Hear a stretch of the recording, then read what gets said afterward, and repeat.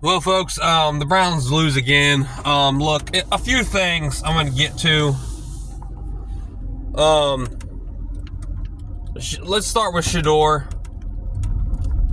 Shador in his second start, he's if I know it's hard to notice just because of the overall state of where we're at as a team, but he's improving. Is it drastically? No. But what do you expect? Look what the dude's been through this year from training camp until now. He's already cut back, running out of the pocket. He's staying in the pocket better. People could say, he should get rid of the football. But those things come with time, man, with reps, game time reps. It's just, I think you can build with Sheduer Sanders. And you can just keep this train moving. I mean, that's the thing with these rookie quarterbacks. I mean, look at Cam Ward. He's not playing any better. His team sucks. Very, very few times. And I know people say, well, Shador's a fifth-round pick. Yeah, but I don't care what rookie quarterback's in there. Now, it's obvious Shador has more potential and upside than Dillon Gabriel. Nothing against Dillon Gabriel. I think he's a fine backup quarterback.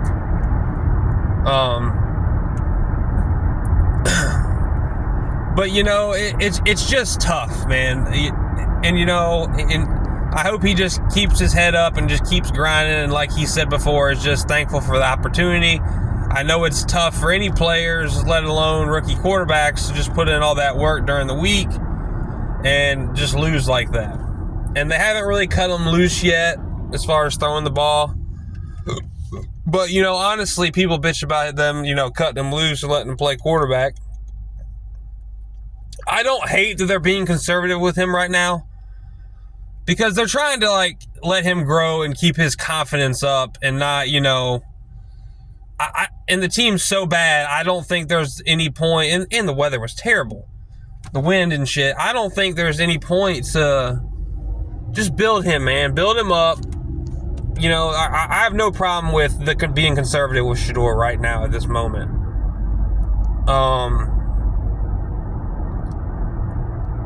But Shador's fine. I think if you take time and build around Shador and get some pieces, this in 2 years, next year you'll see a lot of improvement. In 2 years, if you hit on your draft picks, you could be in a good position with Shador, I really think.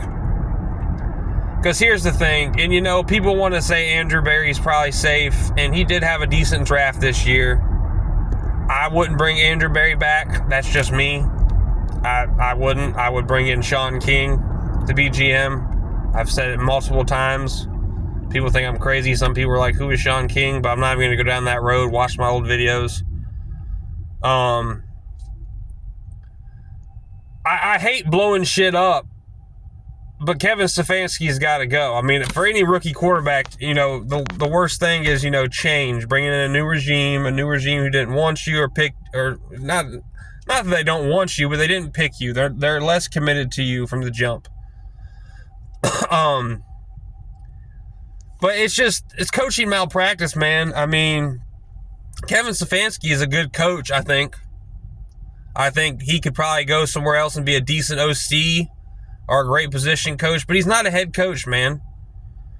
They just can't get out. Once this shit starts where you just can't get out of your own way, that's when and especially when you're 6-20 something, but then it's time to let go of the coach, man. I like Kevin as a person.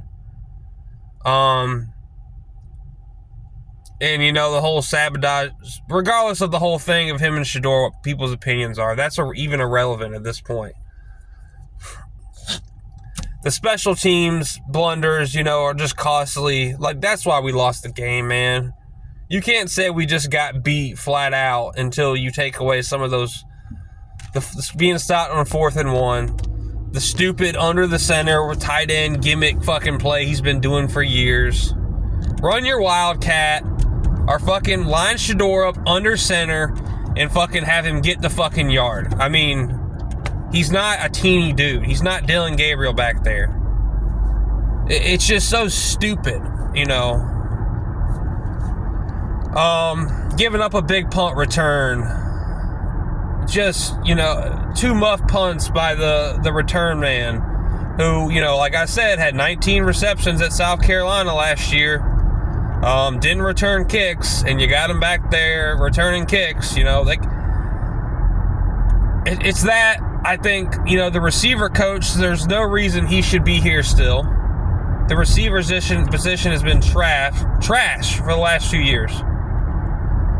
I mean, personnel-wise, it's not his fault, but they're not coached up very well.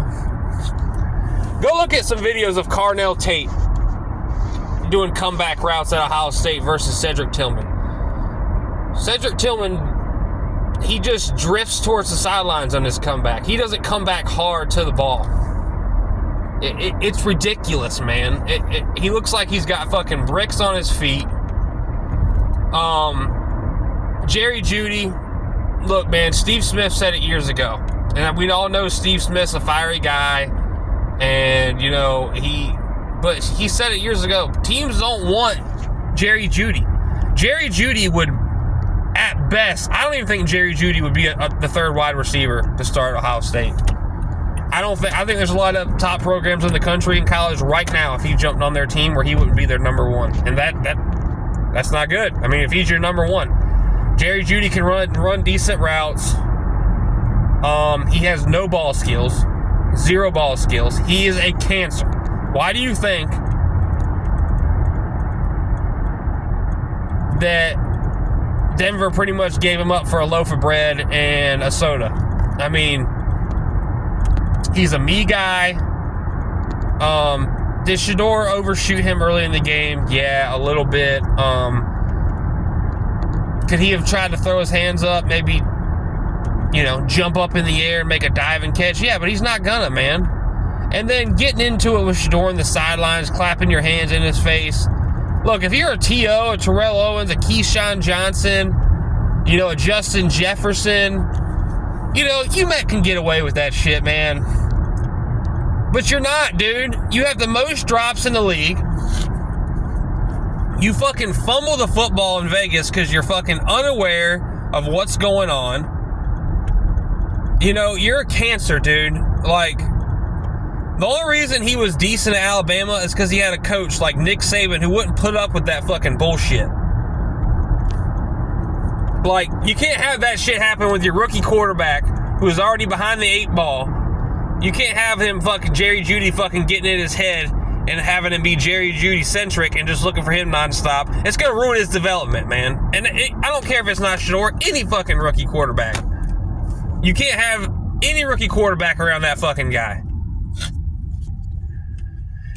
And that comes back to coaching too. You know, a coach should be pull Jerry Judy aside and say, "Hey, we can't do that shit here. We can do it at halftime if you want to talk about it, but we're not doing that shit here. We're not gonna fucking, you know. We need you to be a leader. You know, we pay you big bucks to be a fucking receiver and a leader." But Kevin Stefanski is a player's coach, like Kareem Hunt said on Nightcap a week or 2 ago. He's a player's coach. He's cool. He's laid back, but then he shifted and said, you know, some of the shit, but there's some shit, you know, Andy Reid won't put up with. Kevin Stefanski lets his players do whatever the fuck they want. You know, then earlier in the year, you know, week 2 on the big screen when they showed the Browns, Jerry Judy's flicking off the crowd. Like, come on, man, get the fuck out of here, man. Like, that shit is fucking, that's trash, man. Get Jerry Judy off this fucking team. I don't know what the cap hit is. I know if you cut Deshaun Watson next year, it's an $80 million cap hit. I know there's a cap hit on Jerry Judy, obviously, because you signed him to a contract. I don't know what that is. But I would almost want to deal with the Deshaun Watson drama, bring him back as a backup quarterback, and take the cap hit from Jerry Judy. Like, that's how bad I want Jerry Judy away from this fucking team. But look, this team needs a culture change, man. They need a coach. I'm not saying they need which I would take Greg Williams in a second. They won't hire him because Greg Williams has been blackballed from the league pretty much. They don't need they need a guy that's going to come in and be a player's coach and also not put up with no bullshit. Mike Vrabel, perfect example. I've said it before. They need to fucking sign a blank check to Marcus Freeman and get him in here and make sure you hire some great offensive coordinators.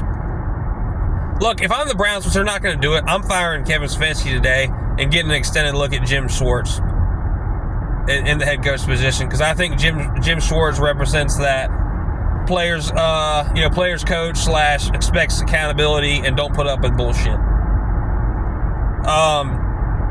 Believe it or not, Jim Schwartz is my number 2 candidate to be the Browns' next head coach.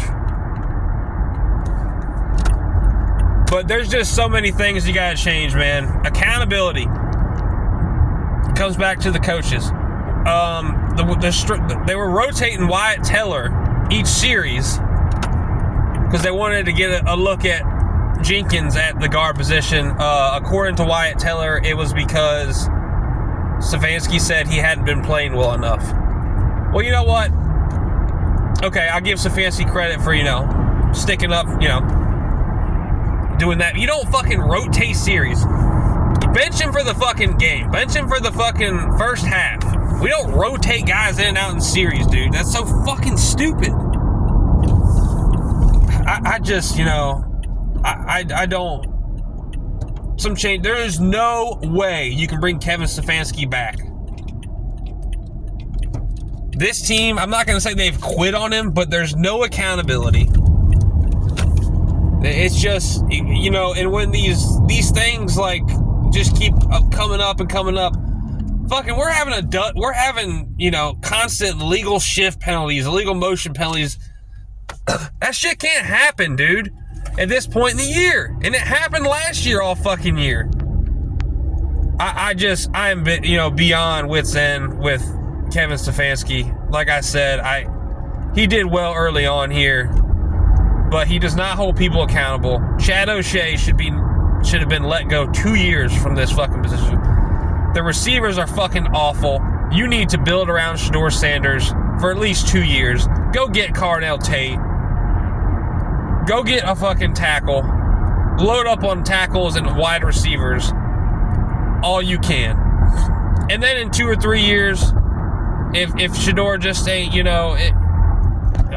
okay, I'll give him 2 years. And then even next year, you give Shador all of next year. And then if it's just he's regressed and not slowly producing, then you can shift another direction, man. There is no reason to bring any rookie quarterback into this mess next year. There's just no reason. I expect change, man. Like I said, I think they need to clean house fully and let Andrew Berry go. I don't know if they'll do that, but Kevin Stefanski's got to go. If it was up to me, he'd have been gone the bye week, or if not, he'd be gone today. But they're going to ride the season out. And that's just how it is. It is what it is. It's just another season of being a Browns fan and dealing with J.W. Johnson and the Haslams. But hey, I'll continue to watch, and we'll go from there.